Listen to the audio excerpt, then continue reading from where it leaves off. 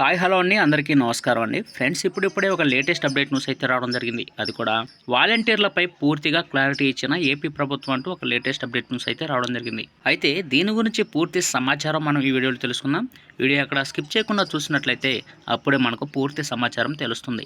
ఇక లేట్ చేయకుండా వివరాల్లోకి వెళ్దాం ఫ్రెండ్స్. ఇక ఆంధ్రప్రదేశ్లో కూటమి ప్రభుత్వం అధికారులకు వచ్చిందంటే వాలంటీర్లకు 10,000 రూపాయల గౌరవ వేతనం ఇస్తామంటూ తెలియజేశారు. అయితే ఇప్పుడు అధికారంలోకి వచ్చి 6 మాసాలు కావస్తూ ఉన్న వాలంటీర్ల హామీ విషయంలో చేతులెత్తేసినట్లుగా తెలుస్తుంది. దీంతో హామీల విషయంలో ప్రభుత్వం ఆలోచనలు ఏంటి అన్న విషయం ఇంకా అర్థం కాలేదు.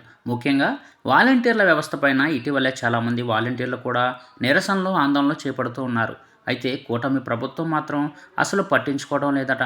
అయితే వాలంటరీ వ్యవస్థ పైన ఇటీవలే శాసన మండలి వేదికగా బయటపడినట్లు తెలుస్తుంది. ఇక ఇటీవలే శాసన మండలిలో వైసీపీ నేత బొత్స సత్యనారాయణ అడగగా డోలా బాల వీరాంజనేయ స్వామి ఇలా బదిలిస్తూ వాలంటరీ వ్యవస్థ అనేదే లేదని, వాలంటీర్లను రెగ్యులర్ చేయలేదు గత ప్రభుత్వం అంటూ తెలియజేశారు. గత ఏడాది ఆగస్టు తర్వాత వాలంటరీ వ్యవస్థను రెగ్యులర్ చేస్తూ ఇలాంటి నిర్ణయం తీసుకోలేదంటూ తెలియజేశారు. అందుకే ఏపీలో వాలంటరీ వ్యవస్థ మనుగడ లేకుండా పోయిందంటూ మంత్రి వీరాంజనేయ స్వామి తెలియజేశారు. మొదట వాలంటీర్లను కొనసాగించడానికి ప్రభుత్వం ఆలోచిస్తుందని, కానీ ఆ వ్యవస్థ లేని చోట ఎలా అన్నట్లుగా తెలియజేశారు. దీన్ని బట్టి చూస్తే వాలంటరీ వ్యవస్థ మాత్రం ఇక మీదట కనిపించదనే విధానం చెప్పవచ్చు. మొత్తానికి వాలంటరీ వ్యవస్థ రద్దు అనేది గత ప్రభుత్వమే చేసిందంటూ కూటమి ప్రభుత్వం వైసీపీ పార్టీపై నెట్టేసింది.